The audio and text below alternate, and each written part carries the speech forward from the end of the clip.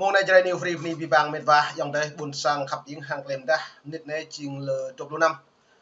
ai nhiều lũ dòng đây mệt và lại ta lại là ta ba là này lại mò cam đời úc còn lại nguy ngon học ác còn rồi Noel nên mong này mày từng giảm nít mong dòng đây à tiệm mạ nhiều mừng quá mất sắm mất lại mày bộ màu ô chừng hiểu nguy chọn nguy còn lại học ác Noel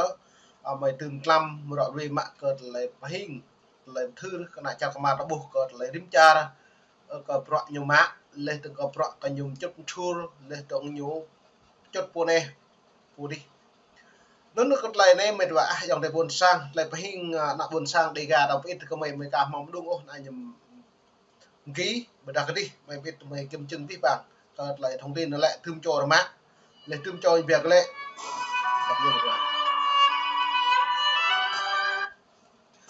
tương cho rong bè cái lệ lên tương cho nhiều đồ bông hắn này bạn đi lần chặt Việt Nam lần này lại có mấy càng nhiệt lên biết cờ pro chặt địch nhau Trung Quốc nhiều màu can thiệp cờ pro quốc gia khác có thể là bầu cử tổng thống Donald Trump đang Cộng hòa Dân chủ do nó tạo bốc ra này hiếm bạn nhiều giáo Trung Quốc phủ nhận có thể là nhiều can thiệp trên nội bộ của nước Mỹ do rằng màu mạ gặp nhau mệt vả có thể là rằng lệ từ nhiều lệ trình mò phố rằng màu mạ là dân điệp Trung Quốc xâm nhập của Mỹ nó đã bồi dưa rất nhiều hụi vào mạng cỡ lần chán Mỹ cỡ roa hòa và đảng Cộng hòa nhiều họ tụ mạng cỡ lại đảng Dân chủ nó lại đảng Dân chủ Cộng hòa lại trình sơ po cha chan khoa này đi khoa này đi nó đã bồi dưa rất quyền lợi tới nhủ đã bổ có thể là như tụ cả đảng Dân chủ như hi là cả đảng Cộng hòa vừa ta lại đảng Dân chủ đảng Cộng hòa lại vừa tới nước Mỹ lại nhiều màu lơ rồi màu đó vừa nó nước này là một thế giới này là rằng rối loạn tầm ít cờ pro hạt địa cả đảng Cộng hòa đi cờ pro mạng hàng lên các bạn nâng liệu một thấu về này càng yêu cả buồn sang lần chặt Mỹ định biệt bước đi nuôi nhập cư bất hợp pháp như bạn bố lại luôn nhá lại ngột mơ giờ ta khất lại nhiều không thực thi các bộ luật thế giới có toàn cầu có là luật quyền người ban điện có là pro mạng nó tạo bộ này hiện tại là bộ tạo bộ luôn tà hàng này lại rồi tôi đang bộ như gió họ như chị này lại Trung Quốc phủ nhận nỗ lực can thiệp vào cuộc bầu cử địa phương ở Mỹ chưa cất lại rằng thâu nhiều dương ta đang màu mạ này cái đang bộ màu mạ cái này nhiều khái có bọn giờ mong phun khá một quốc dập chụp lên tướng chẳng trước khi chẳng luôn nuôi nuôi vùng sâu vùng xa một càng rúa cỡ đang nhìn chỗ một càng rúa ốc tổng thống Donald Trump nó có mấy này lò có mấy ta mấy pani pipang mệt và đã đi buồn sang đây thì chế bị học nặng L cơ ta lại rồi vì này sân lăng lại lần cha bùng một lại đập nàng ô bên là này và hàng lại rung để cho Mỹ tát ba con cơ ta lại lấy nó mạng cho Mỹ lấy mua thảm a đây đi lại nhiều kẹo lại phiền Mỹ ở chỉ trục xuất do nó hạ này lại rim pol bây giờ riêng cả trà cả đồng Âu để vất cả đồng Nam Á mong mất còn nó xâm nhập cho Mỹ mà bọn mà làm vẫn mày về xem lặng bẹo mày mà lại với hình này mình vào mong đài về hàng lấy lên này gián điệp cho Bắc Kinh. Yao Ning Maisun bị bắt hôm 19 tháng 12 với cáo buộc hoạt động như một đại diện bất hợp pháp cho Bắc Kinh khi làm giám đốc chiến dịch tranh cử cho một chính trị gia. Ông Sun bị cáo buộc đã thông đồng với Chen Jun, người bị kết án 20 tháng tù tháng trước vì hoạt động như một đại diện bất hợp pháp của chính phủ Trung Quốc. Tại Bắc Kinh, người phát ngôn Bộ Ngoại giao Trung Quốc Lâm Kiếm nói: Điều tôi muốn nhấn mạnh là Trung Quốc không bao giờ can thiệp vào công việc nội bộ của các quốc gia khác. Cộng đồng quốc tế có thể nhìn thấy rõ ai là người đang can thiệp thái quá vào công việc nội bộ của các quốc gia khác. Trong cuộc họp báo, ông Lâm cũng bác bỏ cáo buộc về lao động cưỡng bức trong ngành sản xuất ớt tại khu vực Tân Cương của Trung Quốc sau một báo cáo của học giả Đức Adrian Zen. Khu vực Uyghur chiếm 10% sản lượng ớt của thế giới và chiếm 2/3 sản lượng paprika oleoresin vốn được dùng rộng rãi trong phẩm màu thực phẩm và mỹ phẩm, theo báo cáo vừa kể. Người phát ngôn Lâm Kiếm cho rằng báo cáo đó đưa ra những mô tả mơ hồ về các nhân chứng vô danh, thiếu bằng chứng thực tế hay điều tra tại chỗ. thị trấn Rizh thuộc khu vực Kursk của Nga.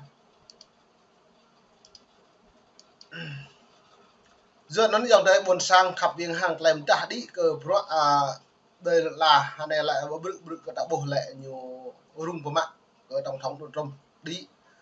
nó cả bố cả một học lão lầm mà mừng nịp nạp từng chỉ những cái chữ mà bàn pro mà mừng lừa xa liền xa thôn đồ báu đồ lúc mà hàng mạng pro lên từng rim trà lên từng tổ ngập ngang có trả lại nước nhập cư bất pháp lên thương bằng non vật lần chặt Việt Nam nhưng bạn như chỉ trình hàng này lại nhiều học ác tâm nhưng ta chuyên làm cờ pro trả lại học toang lên càng chả Mỹ lên các nước thế giới càng khắp điu thì nhố mang prak lên đào tạo cầu học toán lên tập tập met cái lần cha càng mút này xong cho nên nhớ ta bu hột rịa những bạn ta lại nhập nhập lại những cái rằng iru cái nhiều mùi đối xong tí bằng pro những bạn rằng cái iru thì nhiều mà xong cái ông lại pian cái gal rằng mạ pro nó hàng pol lại làm bây giờ mạ pro cái ông lại pian lên từ cái nhố càng ô nó lại tung cùng đối với đảng cộng sản Việt Nam rạ này những bắt buộc rạ đây là nhân nâng ní tập năng nhô chu lum chả mìm ai tắm trong thôn đồ rôm tầm năng nhô phép có mang phone lên tầng tại nhà càng cật lại iru mang lại kinh tế lên tầng càng tụ chung đồng nọ thì nhố hàng lại xịn là lúc ta cật lại dập dừa ta tổng thống tổng đi nó lại dừa ta phát tụ chia lu lóc cái mang non lại như lệ mày bộ mò chị cầm hàng nuôi Trung Quốc ốt lại trong cái năm có mày pu mày truyền thắng cật lại xị mày kiếm định mày tùy xị mày xuất khẩu cái trả đánh nhau tớ đã lệ mày mút hàng má Trung Quốc nhiều lệ pi bằng pro lại nó mày mổ vừa ta khất lại tạo bổ nhụt lăng rằng là ai nhiều khơi khó đâu đây là bột hầu này thì tôi loại chẳng mút như mình như bắt thấu rằng kiếm định bằng non là mại mọc rằng thầu tem dàn mát bởi là hàng hóa chất lượng bởi là cho bộ màu chất lượng duyên rằng bố lại này lại chính cộng sản trầm cái nằm nhiều bộ máu đạt tiêu chuẩn quốc tế xa đua trong nuôi nhiều phố mà bằng pool buồn cung thì nhớ lên trong trầm cái nằm thì nhớ lại bu máu thực thi các bộ luật theo trên đường quốc duyên nó như là đây là nhiều phố ngặt ai tầm nhá hà này bụng mong đi mà nạp từng ca bắt thâu lễ cà phê là đi lên lên mong đi nạp tròn tầng lên từ hà này với plom hà này đi mà tròn mà hà này đó từ làng bạn đi lần chặt Việt Nam lên trong mong đi kéo từ đứng đã bộ hiểm bạn phương hướng Mỹ đông thuế cái nhột tạo lo của hiểm bạn đã bộ trong cái năm nuôi buồn sáng đi gà đau vật cái dọn như phố còn lấy xịm lẹn anh nhột lên vào mạng đó mà nó tạo bộ nhìn chiến lược này lại căng thẳng kinh tế và chính trị đã bộ lần nữa mong kinh tế nhột đi lại chính trị nhiều xuống lên kinh chính trị nhận đi kinh tế cái trồn do nó tạo bộ ra đây chính trị hiểm bạn chiến lược chính trị và kinh tế phải đi rồi từ đã thực thi các bộ luật Đảng Cộng sản Việt Nam như một thực thi các bộ luật nhân quyền về toàn diện hợp tác thương mại WHO này lại tôi đã buộc lại nữa trong cái năm Việt Nam nhiều mỏ đủ tùy mút bể nước mà pro xa tua trong cái bố tôi bật cặp dòng tới buồn sang là được cái chữ Thái Lan hà này tôi cũng đáp nhiều hi của mạng câu trả lời phong lại sốc niềm ít 100 trang ít Việt Nam vi phạm bộ luật nhân quyền lệ nghiêm trọng xâm chiếm đất đai của người dân đây ạ lệ trong lúc ta nhố còn là bắt bớ tù đầy nhục hình lệ trong có trả lời chiếm đoạt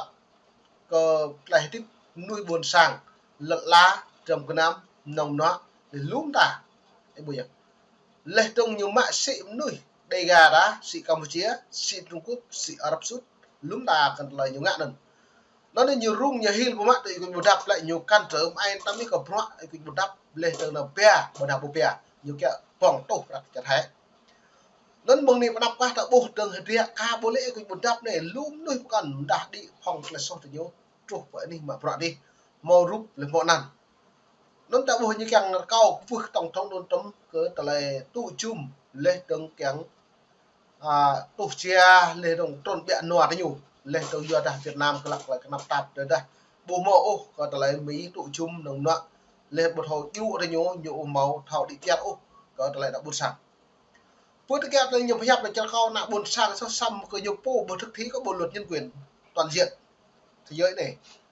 nhu kẹng răng thực thi cái nhu đôi xăm nhu với kẹng thực thi rằng ai nhu hiếp bạn nước Mỹ đấy anh lúc nhu một vẻ nước Mỹ một lúc sẽ đáng cộng sản Việt Nam ô